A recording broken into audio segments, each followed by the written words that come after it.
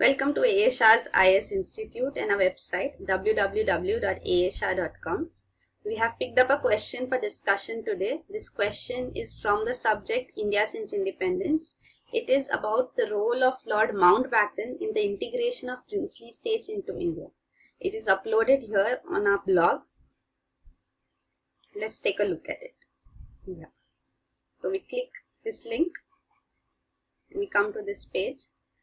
The question has to be written in not more than 200 words. That is the fixed pattern for UPSC Civil Services Mains examination. In each general studies papers, there are 20 questions per question, 12.5 marks per question. Maximum word limit is 200 words.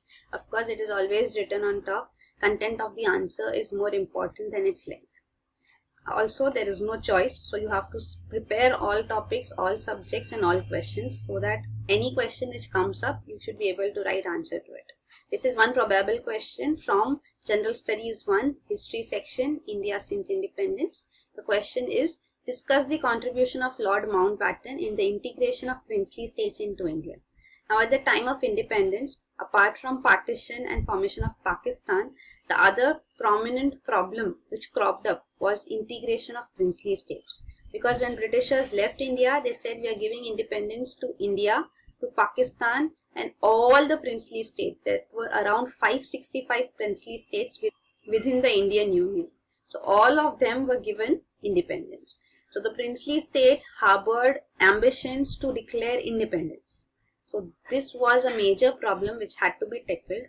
Around 552 princely states within the territory of India were integrated due to the efforts of three prominent personalities. First one is Lord Mountbatten, whom we are discussing here, and the prominent one and the most well known is then Home Minister and the Deputy Prime Minister of India, Sardar Vallabhbhai Patel, and the third person is V.P. Menon.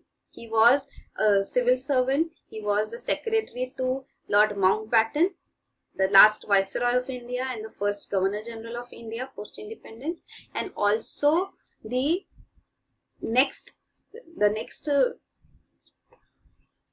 post-independence he worked with the Deputy Prime Minister and the then Home Minister Sardar Vallabhbhai Patel. So these were his former and latter masters with whom he served in an important role of integration of princely states. He has also written a book on this.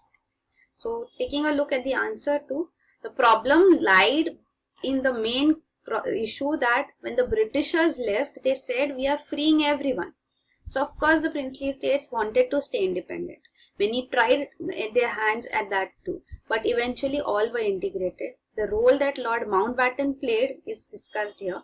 The issue was highly controversial. Even the Congress made it clear that this will result in balkanization of the nation.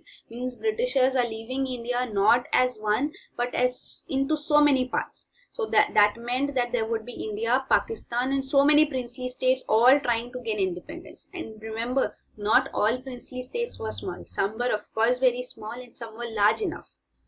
Like Hyderabad, Jammu and Kashmir, these were single princely states. The state of Mysore, these were large princely states. So all of them got eventually integrated. Now Lord Mountbatten wanted to be seen in history as a man who is looked up to. So he felt that he would be blamed for partition because partition brought many troubles along with it. So he wanted to be remembered for something good that he had done. And of course, he was friends to all the Congress leaders too. And his secretary V.P. Menon also advised him that he should play a prominent role in ensuring at least the integration of all princely states within Indian geographical territory into India so that at least the wounds of partition will be healed. So that was the initiative which helped in Lord Mountbatten playing a prominent role here. So the first thing which he did was he addressed the Chambers of Princes on 25th July 1947. He gave a powerful speech in which he made them understand that what were the benefits which they would get after integrating into India and what role the British would play post this. So he made it clear to the princely state rulers that Britishers are leaving India. The agreement which they had with them the agreement of paramountcy. So lapse of paramountcy is what happened. Lapse of paramountcy means that when Britishers were within India, they allowed the princely states to rule themselves, with the idea that the final authority lies with the British crown. So the princely states were free to rule within their territory. Now, why was this done too? This was also a result of the revolt of 1857 and the Queen's proclamation post the revolt in 1858. The Queen clearly declared that from now on, no princely states would be annexed by the Britishers. Still before that, we know Lord Dalhousie is famous. He used to annex princely states on various grounds, and also on the famous princely state annexed was the Jhansi, which was protested against by Rani Lakshmibai of Jhansi because she had an adopted child. So on such grounds too princely states were annexed. So the idea was that in revolt of 1857 it was seen that these princely state rulers stood up as revolters and gathered masses with them and protested against the Britishers, and that was a big jolt to the British rule. So post 1857 revolt, they realized that they should not crop up leaders, so they should not go against the wishes of these princely state rulers. Let them have their rule, and final authority being with them, they would be able to control all the territories within India. So they would be like their supporters to establish British rule in India. So that was how this went ahead. So now these princely state rulers were ending their relation with British Empire, and Lord Mountbatten in this speech in the Chamber of Princes on 25th July 1947 made it clear to them, it's mentioned here, that the British government would not grant dominion status to any of the princely states, nor would it accept them into the British Commonwealth. Means the princely states would be free and would have no relation with Britain henceforth.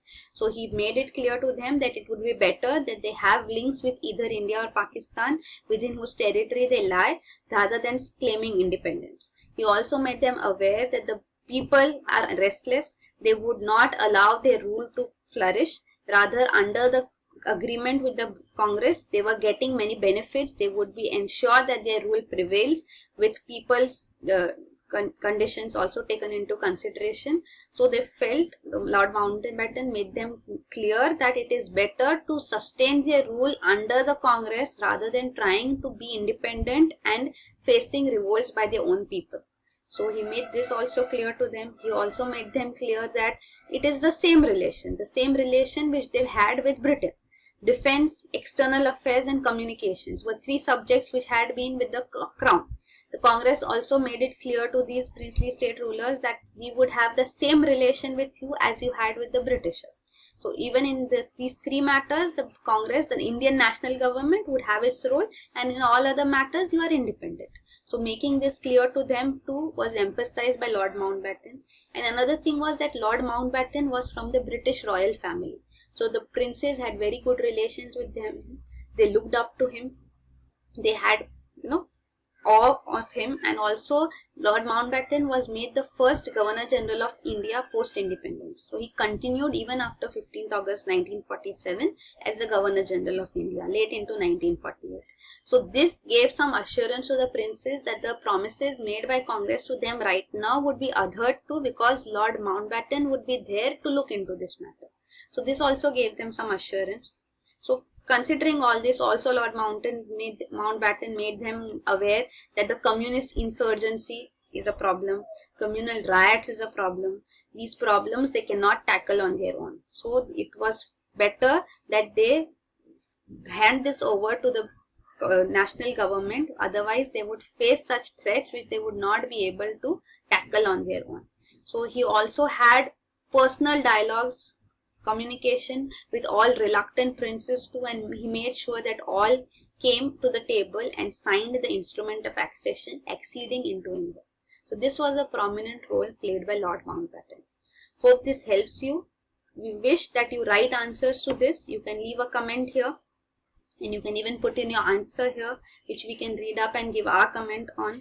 So that would how this can go ahead. Please do prepare topics, subjects, and prepare answers 2 specific questions when you are preparing for mains, because that is all you will be doing. It will not be about how much you have read, but it would be about how do you answer a particular question when the question is very specific. So your answer should also be very specific and to that point. You should not be discussing all about princely states. You should not be discussing about what problems each of these princely states put forth, which you may know, which may be relevant to some other question. But for this question, it should be specific to only Lord Mountbatten's role, with the initial introduction giving idea about the princely states and why this problem cropped up, and then coming to the main crux and the entire answer on Lord Mountbatten's role only. Okay. Thank you so much.